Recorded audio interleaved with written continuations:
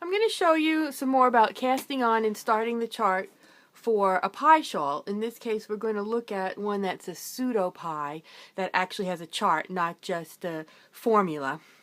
But before I start, because I'm going to use magic loop and not DPNs, I just wanted to show you that you should not use a cable that looks like this, that's all kinked up. It'll be really hard to control the needle while you're doing the knitting. So if you do have one of these, it's not a big deal. You just make some hot water like you were going to make a cup of tea, and you dip the cable in it. And just hold it in there for a couple of seconds. You can see mine already is starting to relax and trying to pop out of the water. It doesn't have to be boiled water, just warm.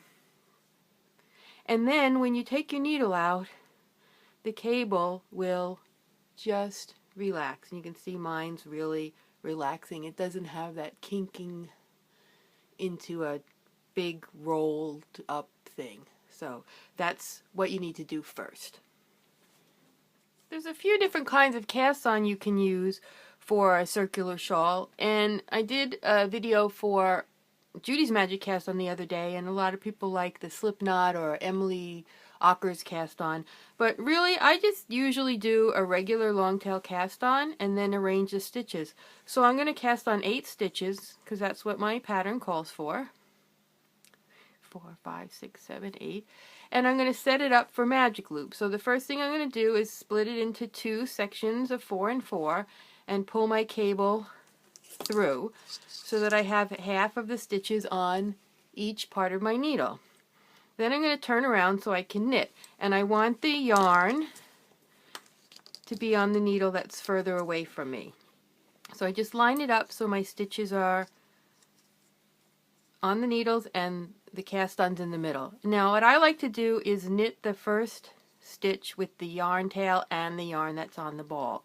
So what we do is we pull the back needle out, and we're going to knit across this front needle. If this happens to you, what you need to do is twirl your needle, and that moves the cable. So that's all you do if it is not where you want it. And now I'm going to knit 1 stitch with the tail and the yarn on the yarn ball, and then I'm going to get rid of the tail, and I'm going to knit the rest just regular. So after I knit the last stitch on the first needle, I'm just going to rotate, and I just let go of the other needle until I rotate it. That's one of the things about circular needles that a lot of us do, is we just let go of one needle when we're not using it. And then we are going to knit across the second part. Regular magic loop technique, nothing special here. So now I've done 1 round of knitting. Again, just drop the needle, turn it around when you're done. It looks messy, but after you do this a few times, it gets really comfortable and it's not annoying to do at all. My stitches are a little tight here. Now I'm using fat yarn and needle because I want you to be able to see better in the video what I'm doing. If you lose your place, always remember the yarn's going to be on the piece of the knitting that's away from you. You're going to knit across the piece of the knitting that's close to you.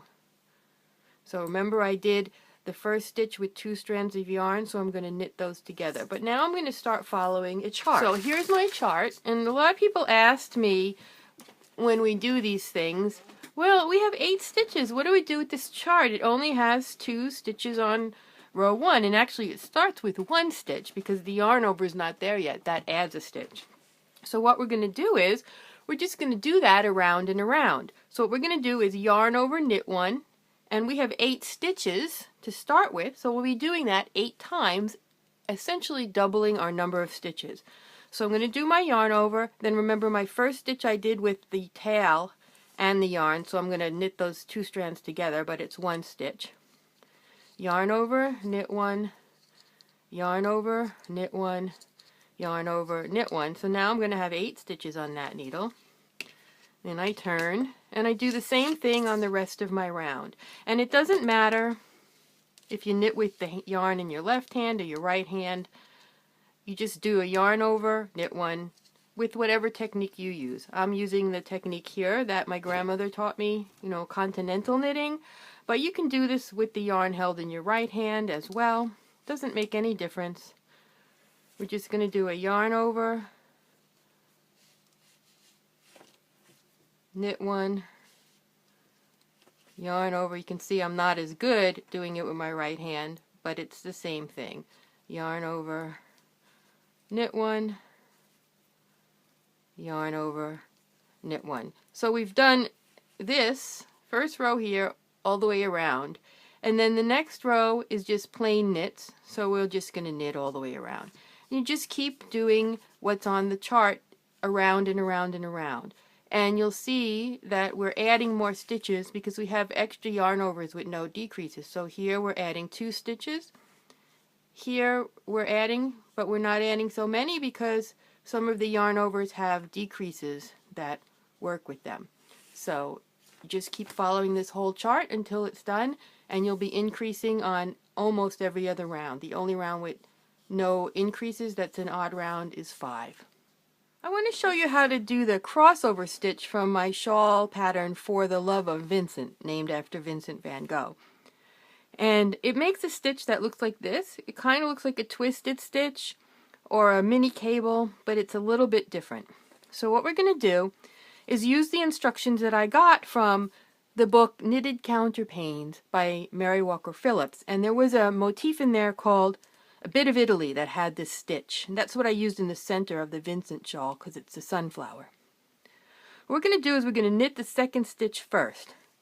So we're almost going to do like we're knitting 2 together, but instead of going into both stitches, we just go into the one that's the second one, and we knit it. And then we pull it off the needle. And if you can see, now it's crossed over the first stitch. And then you knit the first stitch. And that's all there is to it. Wherever you see the symbol for this on the chart, you just knit that second stitch first and pull it off so it crosses over the first one, and then knit the first one. Then on the rounds that come later, you just knit the stitches in their new order, just like you would if you were making a cable. And that's all there is to it.